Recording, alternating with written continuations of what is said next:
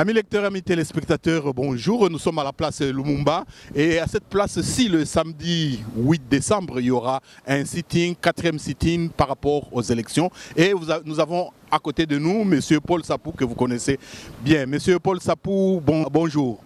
Bonjour, Cheikh Fita.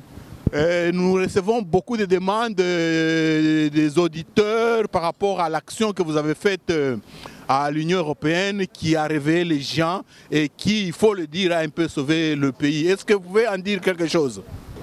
Bien, j'espère calmer mes compatriotes. C'est Dieu seul qui a arrangé que ce jour-là, je sois au Parlement.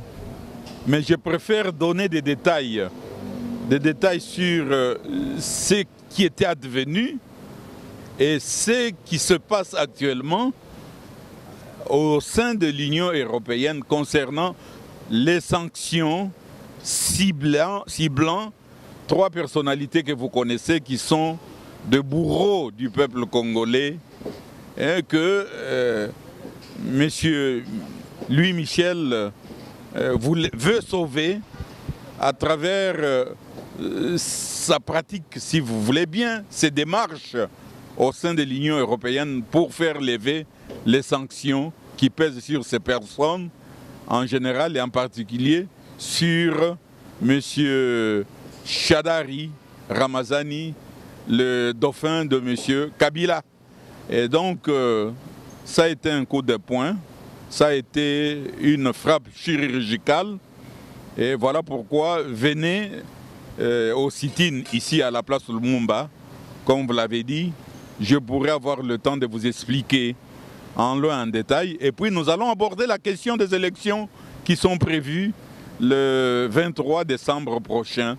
Puis c'est un grand moment, un grand rendez-vous pour lequel le peuple congolais doit prendre sa destinée en main, se rapproprier de tous les processus politiques, électoral. Et voilà, venez, échangeons, je vous dirai ce qui se passe, ce qui est en train de se passer et ce qui se passera. Pour les sanctions, soyez déjà rassurés qu'elles ne seront pas, disons, levées, y compris les autres sanctions prises par les Américains. Et nous allons tout faire pour que ces sanctions soient élargies.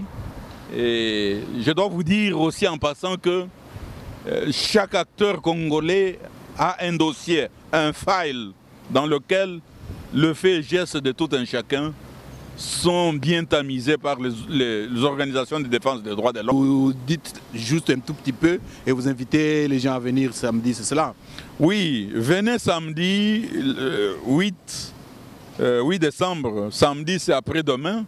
Venez, je vais vous expliquer au sujet des sanctions et au sujet de ces élections-là, pour lesquelles, je disais encore, je me répète, c'est un grand moment, un grand rendez-vous pour le peuple congolais, pour qu'il se rapproprie tous les processus politiques et électoraux de ce pays. Il y a des révélations que nous allons faire, mais par rapport aux sanctions, soyez déjà rassurés, je vais en parler en détail aussi, mais déjà, ces sanctions seront maintenues.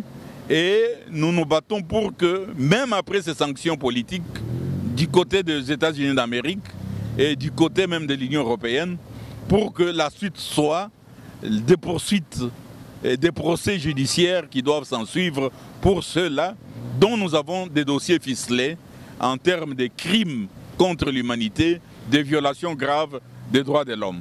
Merci bien, M. Paul Sapou, chers amis lecteurs, chers amis téléspectateurs, amis du Congo. Donc, rendez-vous ici à la place Lumumba le samedi 8 décembre 2018 à 14 h pour ce sitting. Il y aura des révélations et il faudrait que nous soyons nombreux pour qu'on sente qu'à partir d'ici, nous aimons beaucoup notre pays et nous y pensons. Donc, encore une fois, merci beaucoup, M. Paul Sapou de la FIDH.